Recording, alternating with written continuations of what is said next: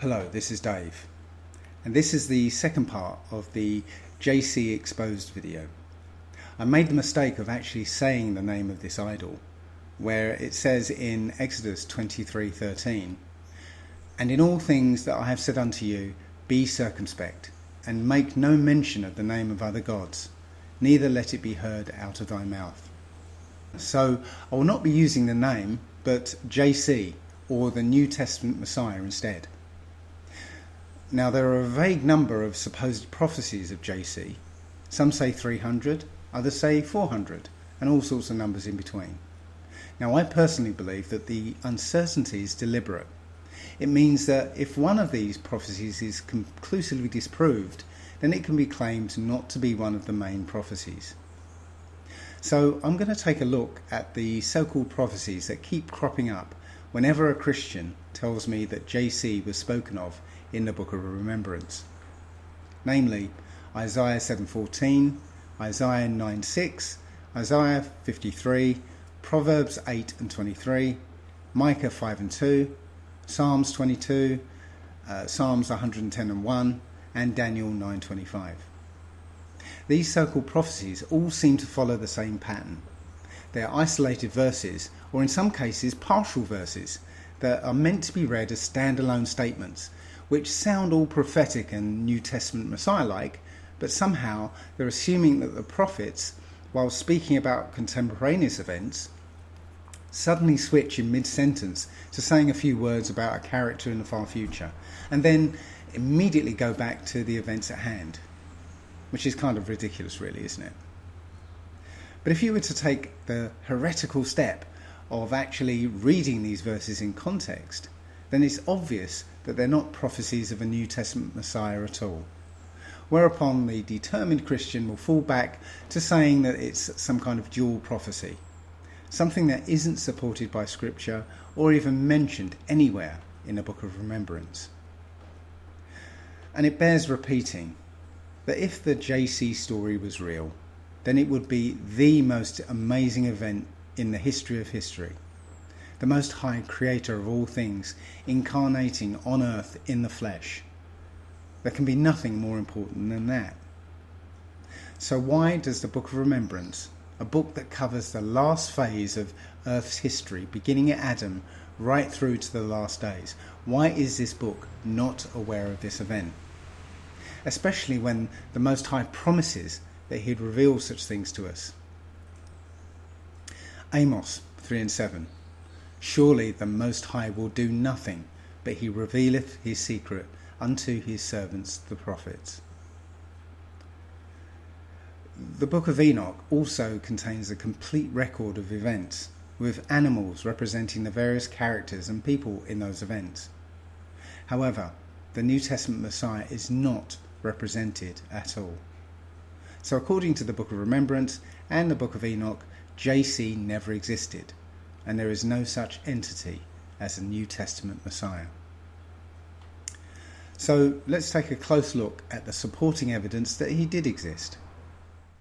So we're going to start by looking at Matthew chapter 1, verses 21 to 23. "And she shall bring forth a son, and thou shalt call his name JC, for he shall save his people from their sins. Now all this was done, that it might be fulfilled, which was spoken of the Lord by the prophet, saying, Behold, a virgin shall be with child, and shall bring forth a son, and they shall call his name Emmanuel, which being interpreted is God with us." So Matthew is referencing Isaiah 7:14, but right away there is a contradiction.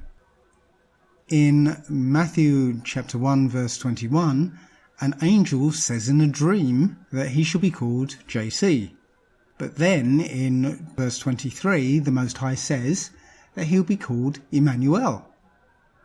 But we'll come back to that. Isaiah chapter 7 verse 14. "Therefore the Most High himself shall give you a sign. Behold, a virgin shall conceive and bear a son, and shall call his name Emmanuel." So this is an example of taking a verse in isolation and making claims upon it, just because it sounds right. In order to verify the claim, that it is a prophecy of the New Testament Messiah, we have to look at the verses before and after to find out the context. Isaiah chapter 7 verse 1. And it came to pass in the days of Ahaz, the son of Jotham, the son of Uzziah, king of Judah, that Rezin, king of Syria, and Pekah, the son of Remaliah, king of Israel, went up to Jerusalem to war against it, but could not prevail against it. So this occurred while Ahaz was the king of Judah, and he was attacked by the northern kingdom and Syria. Ahaz repelled the attack, but was worried that they should attack again. But the Creator told him that they would not. Isaiah chapter 7 verse 7.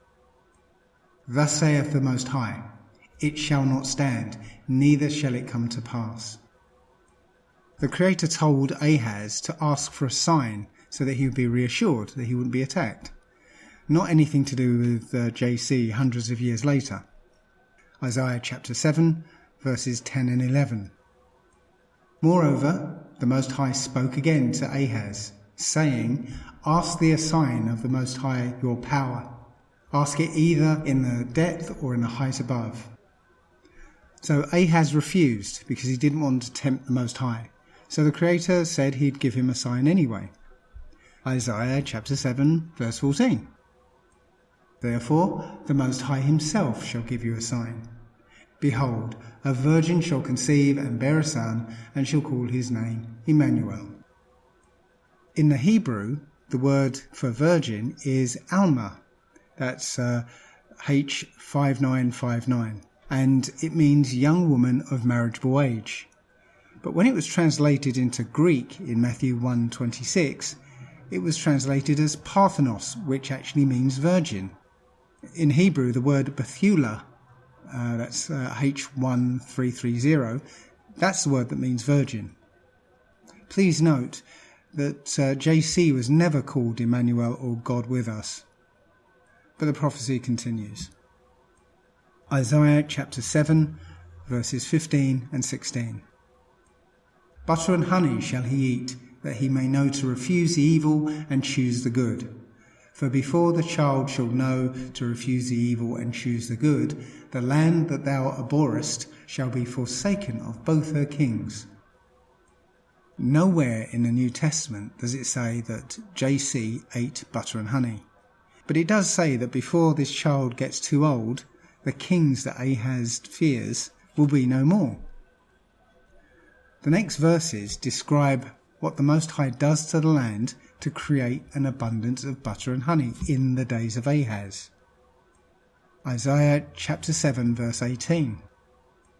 And it shall come to pass in that day that the Most High shall hiss for the fly that is in the uttermost part of the rivers of Egypt, and for the bee that is in the land of Assyria. And Isaiah chapter 7 verses 21 and 22. And it shall come to pass in that day that a man shall nourish a young cow and 2 sheep, and it shall come to pass for the abundance of milk that they shall give, he shall eat butter, for butter and honey shall everyone eat that is left in the land. So, because of what the Most High did to the land, there was an abundance of butter and honey that everyone ate, including the child. So, Isaiah chapter 7 verses 15 to 16 is a timeline marker that gave Ahaz an indication of when the prophecy will be fulfilled. So first the king of Assyria is killed. That's 2 Kings chapter 15 verse 30. And Hoshea son of Elah made a conspiracy against Pekah the son of Remaliah, and smote him and slew him, and reigned in his stead in the 20th year of Jotham son of Uzziah. And then the northern kingdom. Isaiah chapter 9 verses 11 and 12. Therefore the Most High shall set up the adversaries of Rezin against him, and join his enemies together, the Syrians before and the Philistines behind. And they shall devour Israel with open mouth. For all this his anger is not turned away, but his hand is stretched out still. 2 Kings chapter 16 verse 9. And the king of Assyria hearkened unto him, For the king of Assyria went up against Damascus, and took it, and carried the people of it captive to Kir, and slew Rezin. Prophecy fulfilled. And the days of Ahaz, which is the historical context for all these events, end hundreds of years before JC. Isaiah chapter 14 verse 28. In that year that King Ahaz died with his burden. He actually died in 728 BC. In Isaiah chapter 8 verse 18, it says that Isaiah's children would be for prophetic signs. Isaiah chapter 8 verse 18. Behold, I and the children whom the Most High hath given me are for signs and for wonders in Israel, from the Lord of hosts, which dwelleth in Mount Zion. So Isaiah had 3 sons. Shear-Jeshub means a remnant will return. Emmanuel means God is with us. Maher-Shalal-Hashbaz means the spoil speeds, the prey hastes, all of which were used as prophetic signs. Emmanuel's name was to be a sign that within a year or so, Assyria will come and plunder both Israel and Syria. And sure enough, in 2 Kings chapter 15:27, it tells that Pekah reigned for 20 years. And in 2 Kings chapter 16 verse 1, Ahaz became king in Pekah's 17th year. So the prophecy occurred within a 3-year window. 2 Kings chapter 15:27, in the 52nd year of Azariah king of Judah, Pekah the son of Remaliah began to reign over Israel in Samaria, and reigned 20 years. 2 Kings chapter 16 verse 1. In the 17th year of Pekah the son of Remaliah, Ahaz the son of Jotham, king of Judah, began to reign. So it's really narrowing down exactly where that prophecy was fulfilled. So Matthew was being very deceptive. In Isaiah it says that the boy's mother will call his name Emmanuel. But Matthew changes it to an unnamed they, who shall call his name Emmanuel. However, nowhere in the New Testament does anyone ever call him Emmanuel, or give him the title God with us. The Most High does not lie, nor does he change. So if Isaiah chapter 7 verse 14 is a prophecy of the New Testament Messiah, then the Most High commanded that his name shall be Emmanuel. So why then is he not named Emmanuel? So you've got to ask, did the Most High lie, or did he change his mind? So move on to Isaiah chapter 9 verse 6. For unto us a child is born, unto us a son is given, and the government shall be upon his shoulder, and his name shall be called Wonderful, Counselor, the Mighty God, the Everlasting Father, the Prince of Peace. The word is denotes present tense, not future. And the word us is referring to the people of Judah, including Isaiah himself. So Isaiah was speaking of an event that occurred, once again, in the days of Ahaz. And that is from Isaiah chapter 7 verse 1 to chapter 14 verse 28. And what a surprise! King Ahaz had a son, Hezekiah, whose name means Mighty God. And the government did fall upon his shoulders when he later became King Hezekiah, and peace reigned in his days. And the chapters in Isaiah after King Ahaz dies are about King Hezekiah. JC was never called Wonderful or Counselor or the Mighty God or the Everlasting Father or the Prince of Peace. In fact, in Matthew chapter 10 verse 34, JC actually says that he's not the Prince of Peace. Matthew chapter 10 verse 34. Think not that I am come to send peace on the earth. I came not to send peace, but a sword. It is not the case that Isaiah is speaking about Ahaz and Hezekiah in these chapters, and then suddenly without warning says a few words about a New Testament Messiah 700 years in the future, and then just as suddenly goes back to speaking about Ahaz and Hezekiah. This is another lie about Isaiah prophesying JC. Now let's look at Isaiah chapter 53 verse 2. Now Christians point to Isaiah 53 and say, look, it's JC who was despised, bruised and wounded. But was it? We can look at Isaiah chapter 49 verse 7. Thus saith the Most High, the Redeemer of Israel and his Holy One, to him whom man despiseth, to him the nations abhorreth, to a servant of rulers, kings shall see and arise, princes shall also worship, because of the Most High that is faithful. So is it only JC who is bruised and wounded? Well, in Jeremiah chapter 30 verse 10 it says, Therefore fear thou not, O my servant Jacob, saith the Most High, neither be dismayed, O Israel, for lo, I will save thee from afar, and thy seed from the land of their captivity. And Jacob shall return and be in rest, and be quiet, and none shall make him afraid. Jeremiah chapter 30 verse 12.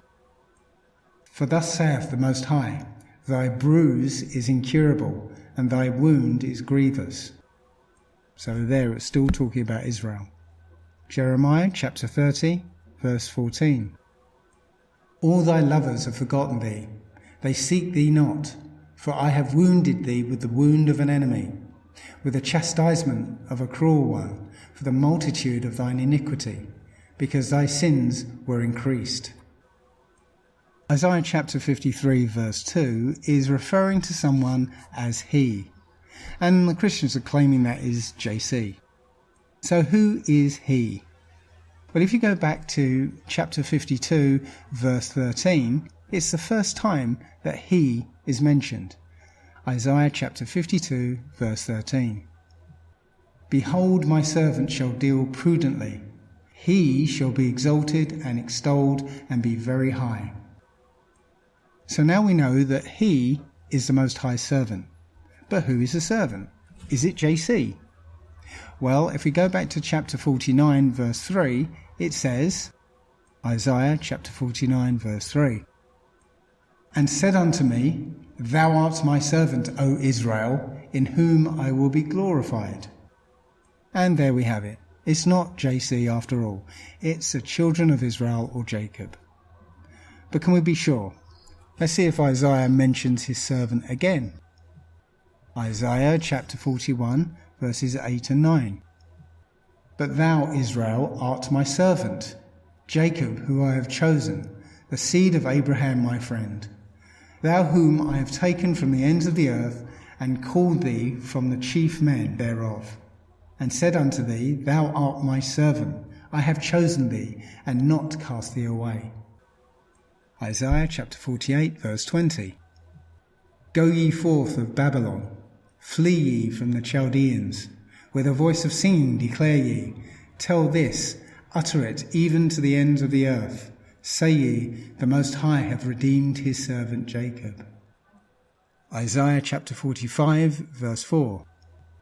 For Jacob my servant's sake, and Israel mine elect, I have called thee by thy name, I have surnamed thee, though thou hast not known me. Isaiah chapter 44 verse 1.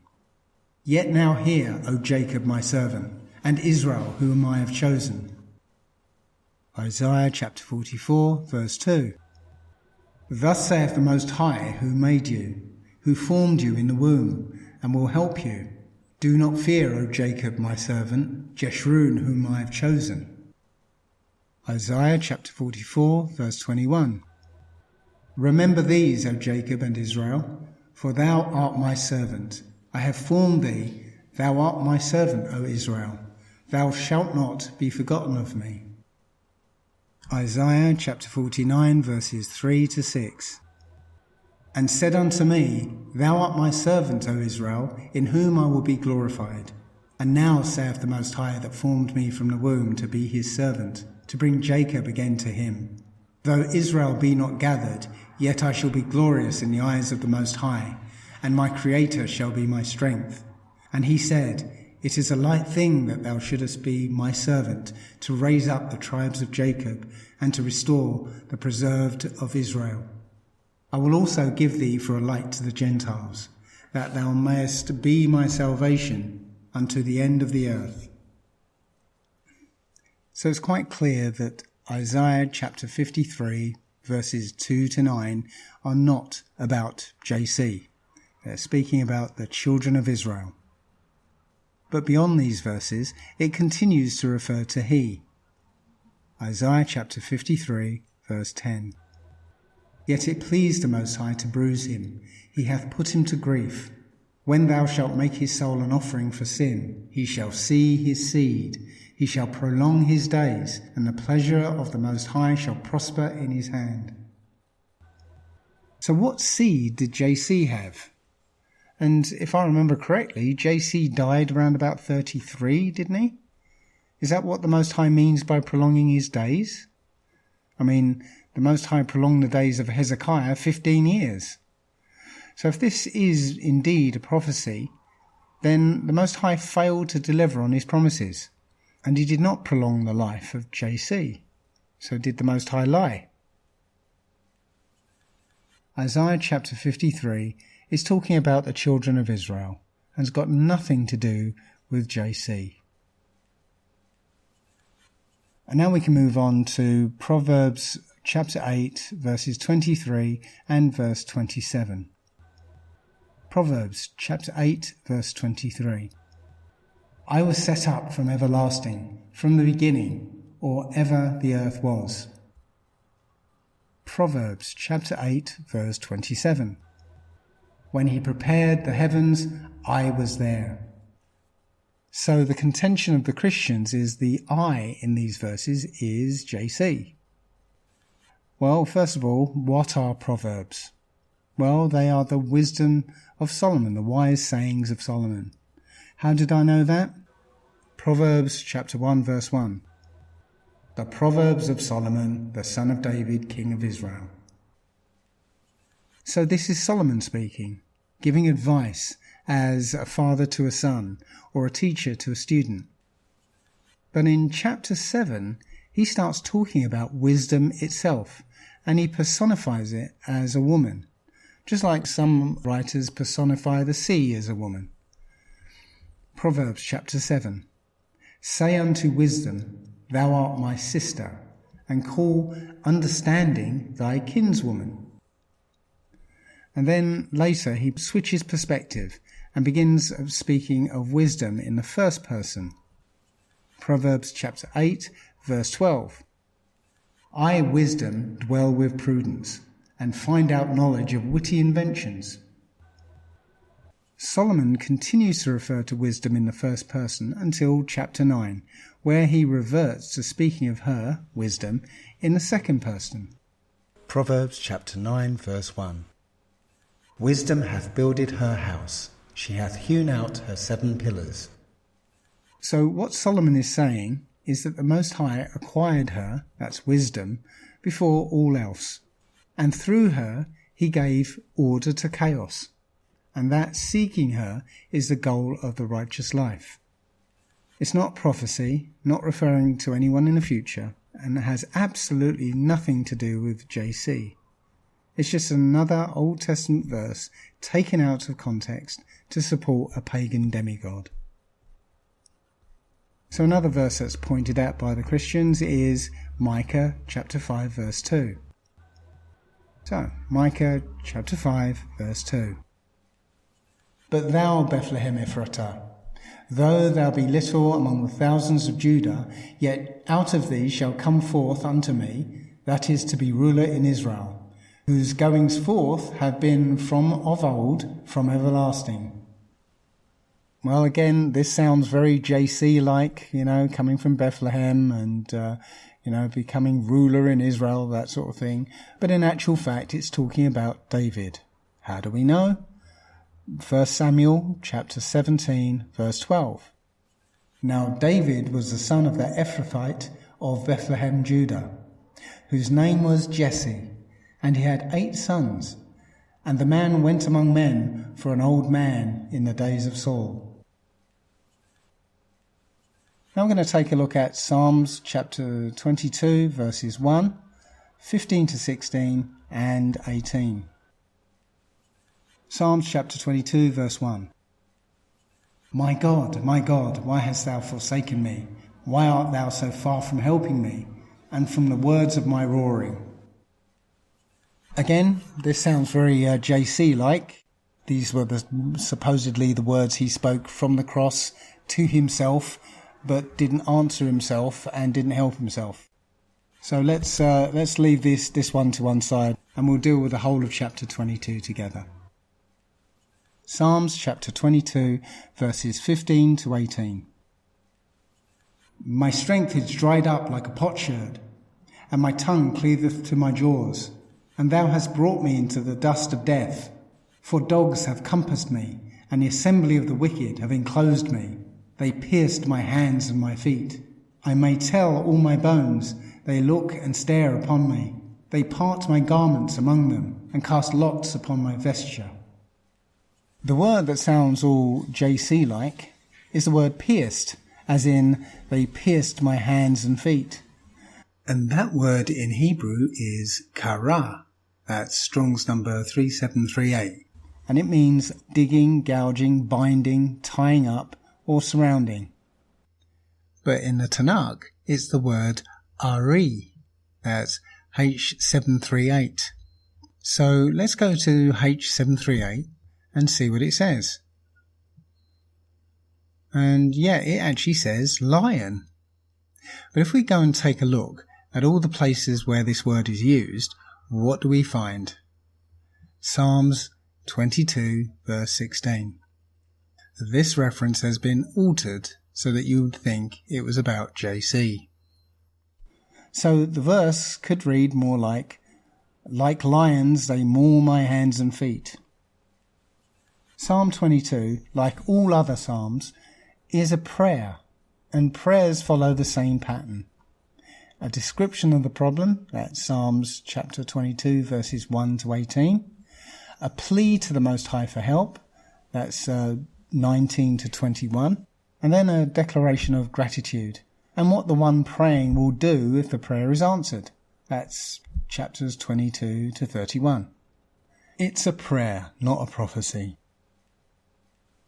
And still in Psalms, we go to Psalms 110 and 1. Psalms chapter 110, verse 1. The Most High said unto my Lord, Sit thou at my right hand, until I make thine enemies thy footstool. The Christians like to think that this is David speaking about JC.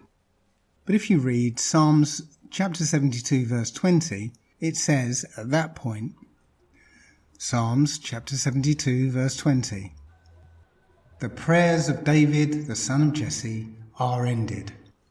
So all subsequent psalms were not written by David, but most likely one of his singers, such as Asaph.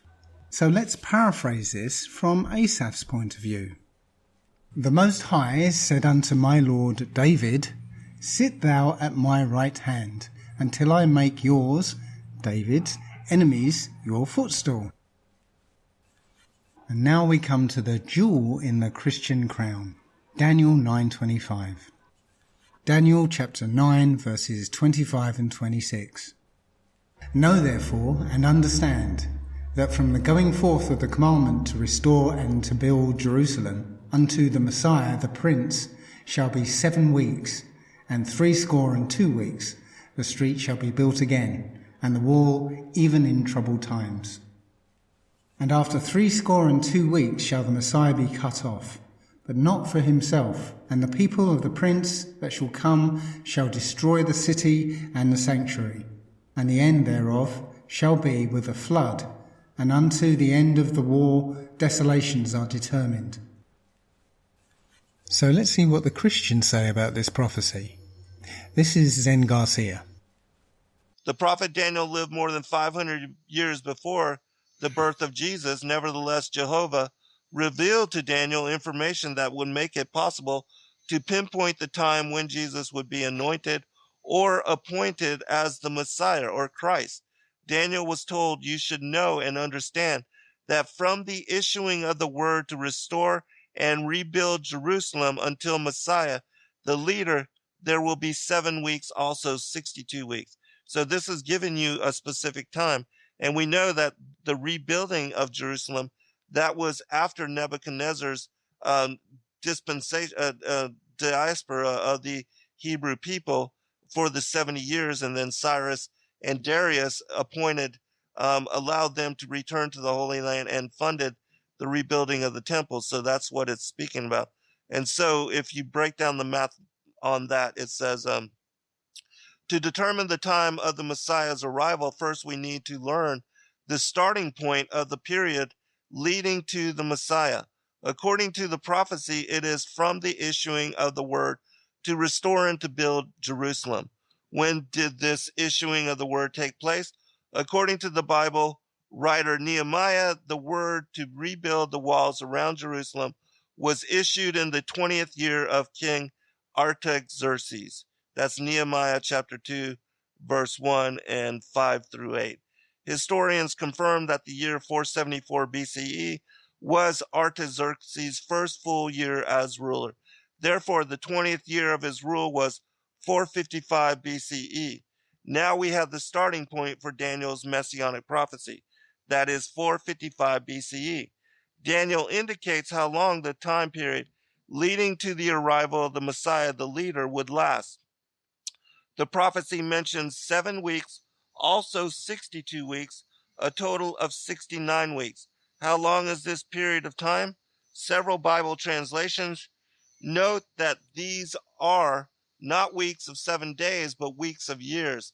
That is, each week represents 7 years. This concept of weeks of years or 7-year units was familiar to Jews of ancient times. For instance, they observed a Sabbath year every 7th year. Therefore, the prophetic 69 weeks amount to 69 units of 7 years each, or a total of 483 years. Now, all we must do is count. If we count from 455 BCE, a period of 483 years takes us to the year 29 CE. That was exactly the year when Jesus was baptized and became the Messiah.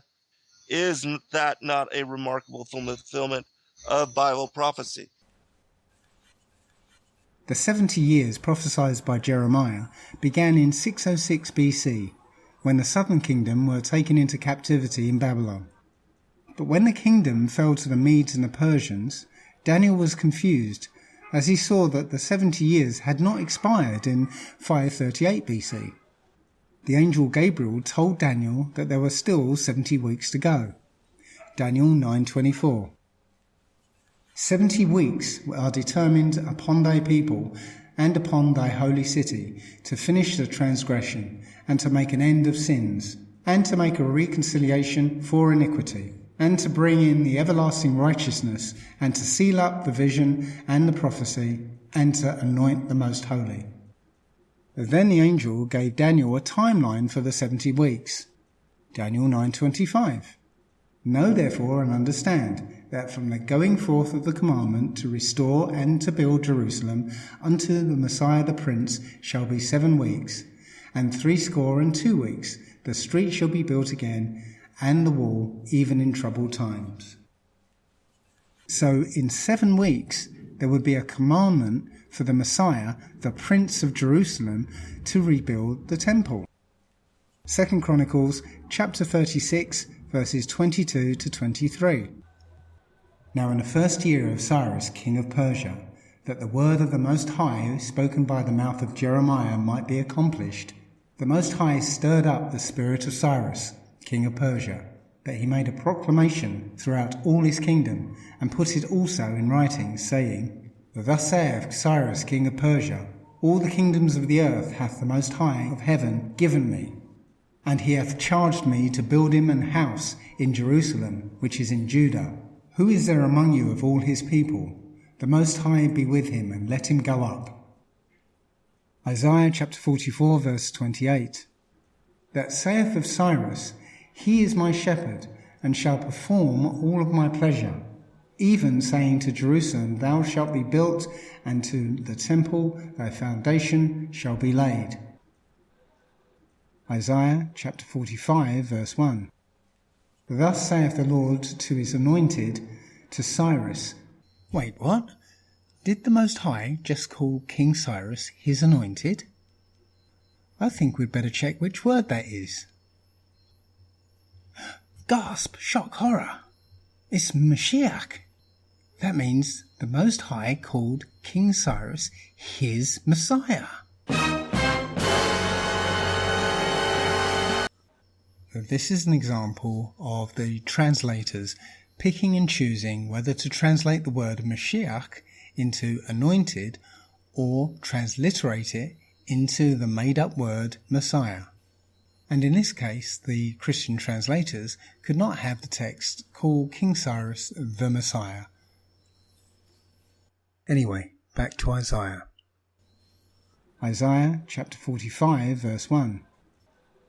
Thus saith the Lord to his anointed, to Cyrus, whose right hand I have holden to subdue nations before him. And I will loose the loins of kings to open before him the two-leaved gates, and the gates will not be shut.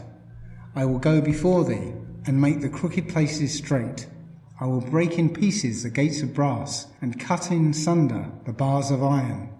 And I will give thee the treasures of darkness, the hidden riches of the secret places, that thou mayest know that I, the Most High, which call thee by thy name, am the power of Israel. For Jacob my servant's sake, and Israel my elect, I have called thee by thy name, I have surnamed thee, though thou hast not known me. This is where the Most High is playing chess with the characters of the Old Testament.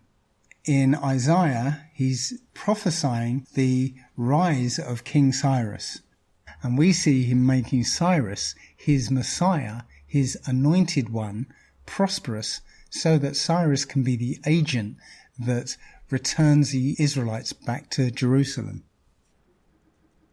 Ezra chapter 1 verse 1.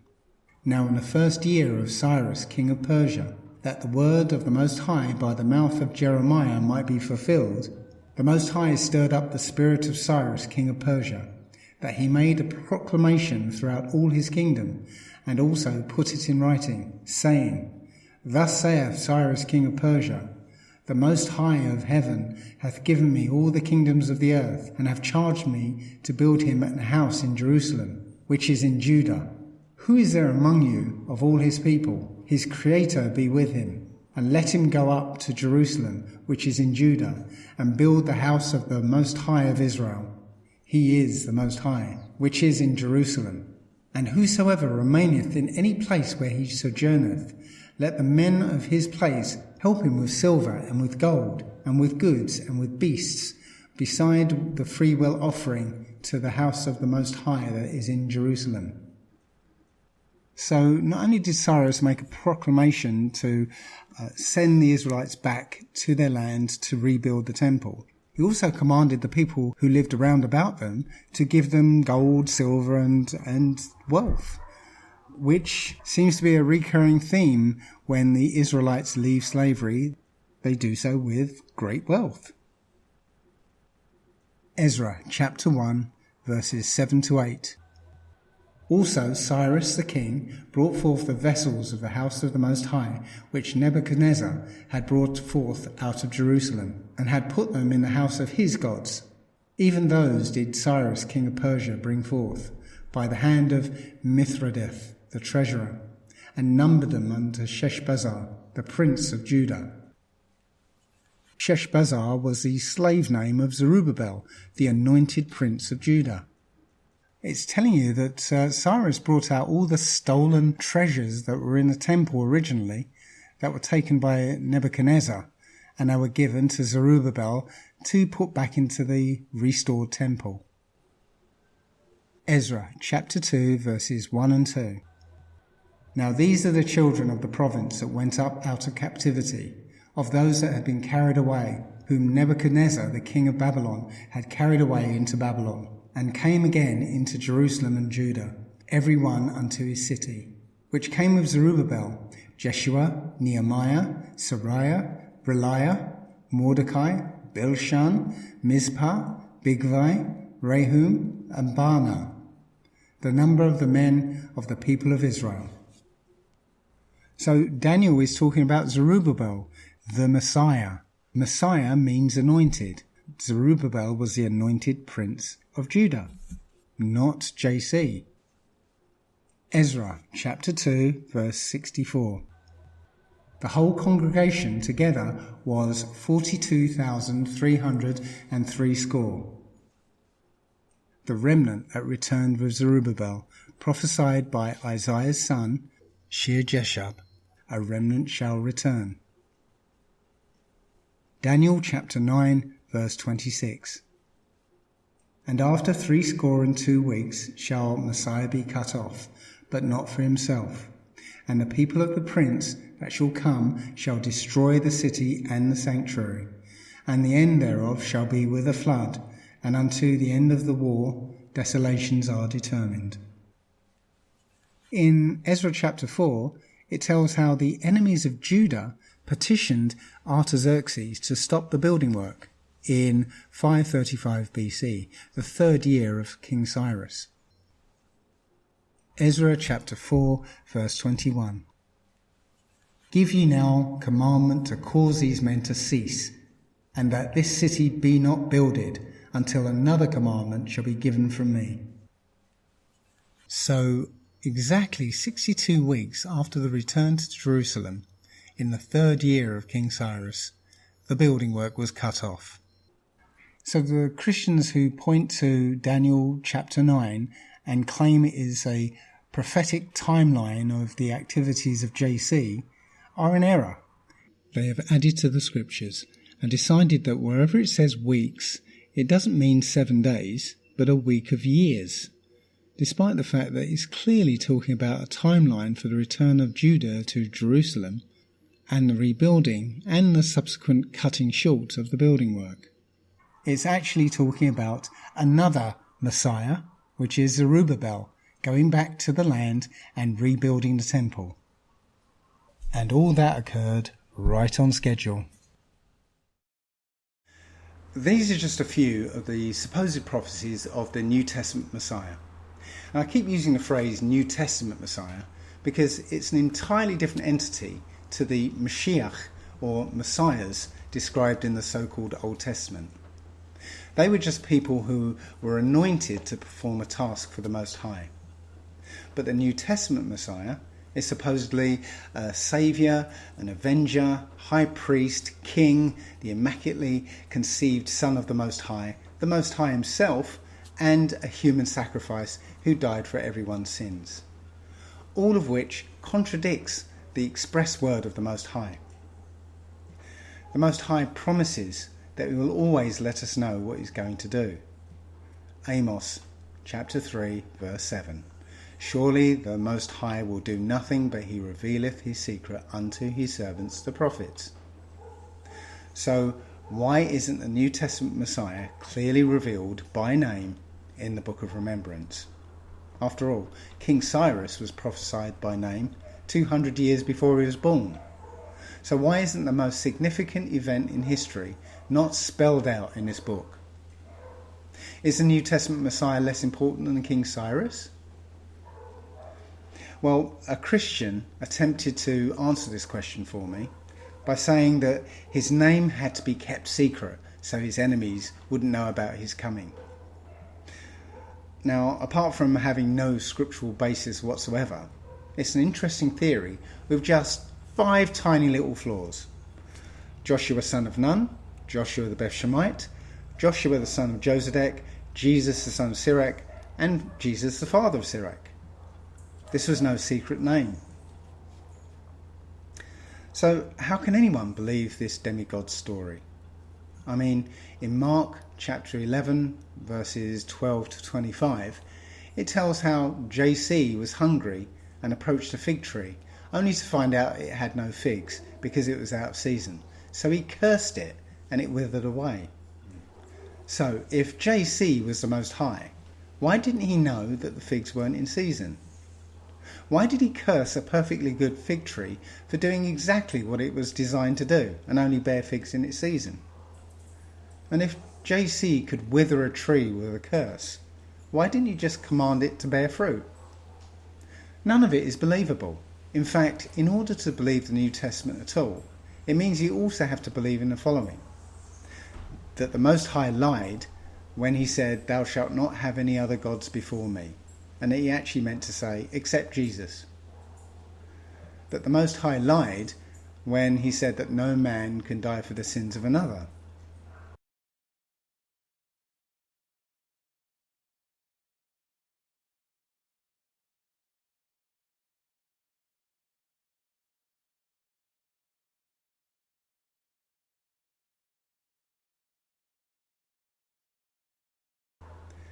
That the Most High lied when he said that he is the only Saviour. Not once, but 6 times.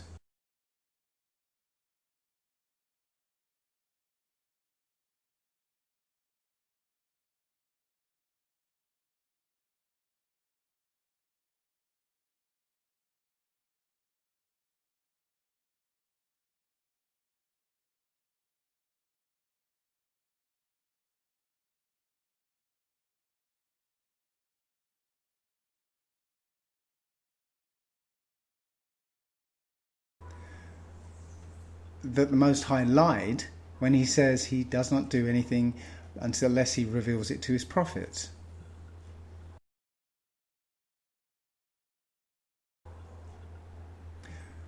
That the Most High lied when he said that human sacrifice was an abomination.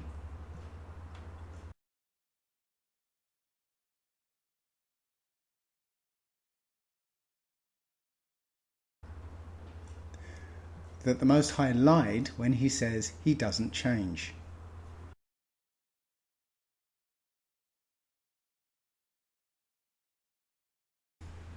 Think about it. If your New Testament Messiah died for your sins, then why will there be a judgment of his people when the Most High comes? Also, in Deuteronomy chapter 6 verses 13 and 14 it says, "Thou shalt fear the Most High and serve him. Thou shalt swear by his name. Ye shall not go after other gods of the people which are round about you." Yet people say the words Yahweh Bahashem Yahweh Shai, which means the Most High in the name of JC. I have a British passport, and on the first page it says, "Her Britannic Majesty's Secretary of State requests and requires, in the name of Her Majesty, all those it may concern." Now in that sentence, the one that has the authority is the Queen and not her Secretary of State. The first individual is subordinate to the second. So when the Hebrew says Yahweh Bahashem Yahweh Shai, they are placing the Most High in a subordinate position and subject to the authority of JC, which is deeply blasphemous and breaks the first commandment every time it's uttered. Otherwise, the Most High lied again when he said that he does not share his glory with another.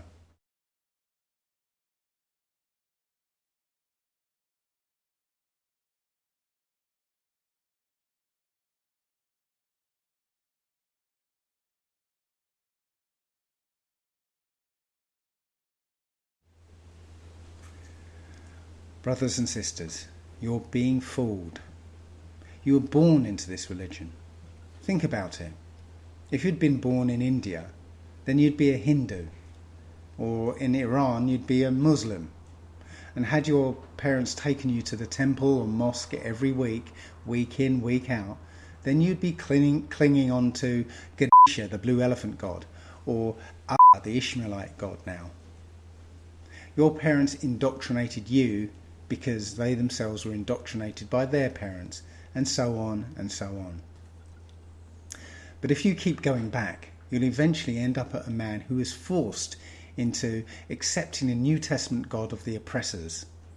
He was whipped and beaten half to death and terrified by the horrific tortures inflicted upon the slaves that refused to accept it. During the Spanish and Portuguese Inquisition, hundreds of thousands of people who looked just like you suffered cruel, sadistic torture before being burned alive at the stake, because they'd rather endure the pain and mutilation and death than bow to this new God. How ashamed they would be to see their descendants so zealously reject the Most High as they ignore the 4th commandment and march into pagan churches on the day of the sun god. and break the first and second commandments by worshipping idols of wood and stone and putting this New Testament Messiah before the Most High. Is it any wonder that this captivity has lasted 400 years, when the Most High's people continue to do the very thing that caused them to be punished in the first place? I know this seems like a difficult thing to do. After all, the pastor that has become obscenely rich from your tithes has filled your head with images of hell and damnation and lakes of fire if you don't continue to believe. But tell me, why hasn't the New Testament Messiah helped any of us at any time over the last 400 years? Are we not still being gunned down in the streets by police? Are we not still being railroaded into prison by a justice system rigged against us? Are we not still being targeted by race-specific diseases and preyed upon by pharmaceutical corporations? Are we not still having police called on us for living our lives by white people who are hoping to see another police execution of a dark-skinned man? If you read the Book of Remembrance without this pagan idol in your heart, you'd understand why we've been in the position we're in for 399 years and what we need to be doing today. The earth has been given into the hand of the wicked, and the wicked rule of Esau began around 1492 with the Renaissance, the rebirth of white rule in Europe. Esau's blessing was that he was to live in the best places in the world and live deliciously, but he would gain everything by the sword, rampaging across the earth for 500 years, killing, maiming, torturing, raping, lying and stealing. Look what's happened to the earth under the rule of the wicked. Massive deforestation, animals going extinct, hundreds of thousands of birds falling out the skies, millions of dead fish washing up on the shore, lush farmland being turned to desert, water poisoned, air poisoned, the plant life genetically modified, humanity twisted and perverted.